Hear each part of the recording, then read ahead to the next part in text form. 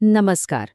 भगवत गीता का 5वां अध्याय एक बहुत ही गहरे सवाल को छूता है। एक ऐसा सवाल जो शायद हम सब ने कभी ना कभी खुद से पूछा होगा। सवाल ये है कि क्या हमें दुनिया में रहकर अपने काम करने चाहिए या फिर सब कुछ छोड़कर संन्यास ले लेना चाहिए।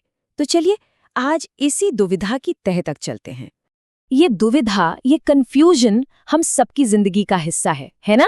कि सही रास्ता आखिर है क्या? क्या दुनिया में पूरी तरह इन्वॉल्व होकर अपनी ड्यूटीज निभाकर सही रास्ते पर चला जा सकता है, या फिर सब कुछ त्याग देना ही इनर पीस का यानी आंतरिक शांति का रास्ता है? यही सवाल, बिल्कुल यही सवाल इस पूरे चैप्टर के दिल में है। और देखिए ये कोई नया सवाल नहीं है। दुनिया से जुड़े या उससे दूर हट जाएं, ये संघर्ष तो सदियों पुराना है। एक इंसानी कश्मकश जो हमेशा से चली आ रही है। तो आखिर सच्ची शांति पाने के लिए क्या किया जाए? दुनिया के सारे काम, अपनी जिम्मेदारियां निभाई जाएं या फिर इन सब से पूरी तरह मुंह मोड़ लिया जाए? ठीक यही उलझन, यही कन्फ्यूजन था जिसने अर्जुन को युद्ध के मैदान में घेर रखा था। तो अब होता ये है कि ये जो यूनिवर्सल सवाल है ना, ये अर्जुन के लिए एक बहुत ही पर्सनल और बहुत ज़रूरी सवाल बन जाता है।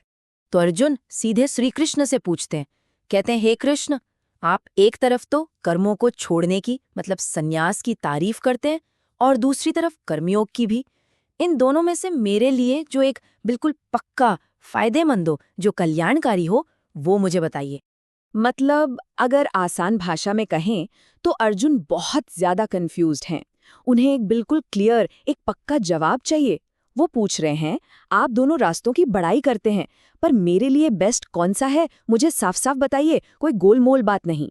और अब आता है श्री कृष्ण का वो जवाब जो अपनी क्लैरिटी से अर्जुन की इस सारी दुविधा को खत्म कर देता है।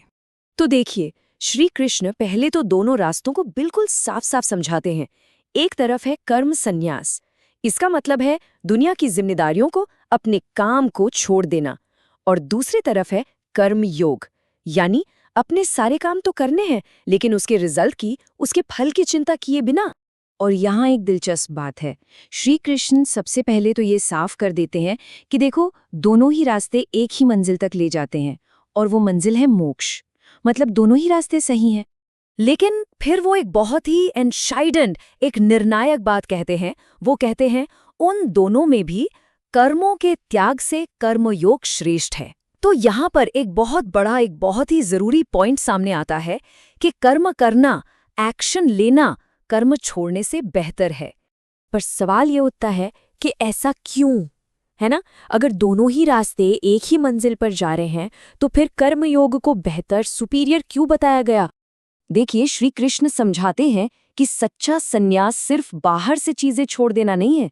नहीं, ये तो मन की एक बहुत ही गहरी स्टेट है, एक ऐसी अवस्था जहां कोई इच्छा, कोई डिजायर बचता ही नहीं।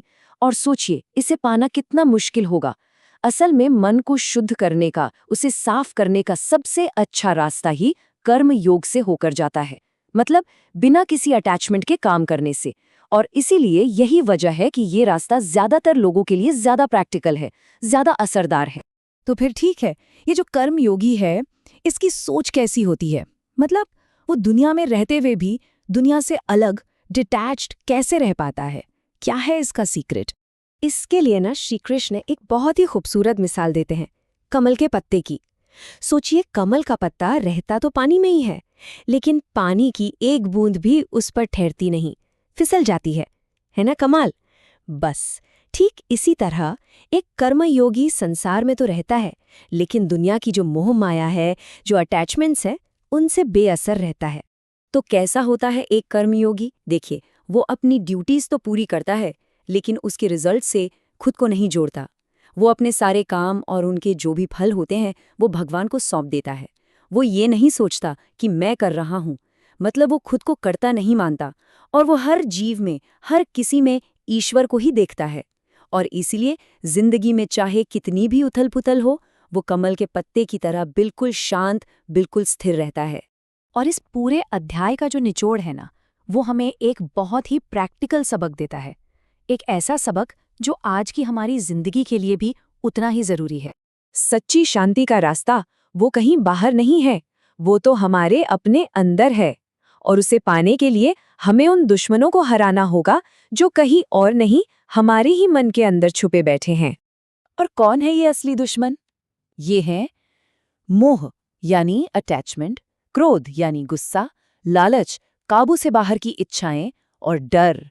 जब तक इन पे जीत हासिल नहीं होती ना, तब तक सच्ची शांति और सेल्फ रियलाइजेशन नामुमकिन है। गीता हमें एक बहुत बड़ी बात याद दिलाती है कि कोई भी इंसान सिर्फ ये शरीर नहीं है, हम सब आत्मा हैं। ये शरीर तो बस एक इंस्ट्रूमेंट है, एक टूल है, ये हमारा मालिक नहीं है। और जिस पल ये एहसास हो जाता है, उस पल इस शरीर को अपनी मर्जी से, अपनी बुद्धि से चलाया जा सकता है, न कि इसकी इच्छाओं के गुलाम बनकर जिया जाता है। और सबसे जरूरी, सबसे पावरफुल बात सिर्फ एक है, जो इंसान अपने मन पर काबू पा लेता है, जो अपने मन का मालिक बन जाता है, असल में वही जिंदगी के हर मैदान में जीत हासिल करता है। तो आखिर में ये सवाल हम सबके लिए है, कोई इंसान क्या बनना चुनता है, अपने शरीर की इच्छाओं का गुलाम या फिर अपने मन का स्वामी? क्योंकि इसी एक जवाब पर जिंदगी की पूरी दिशा टिकी हुई है।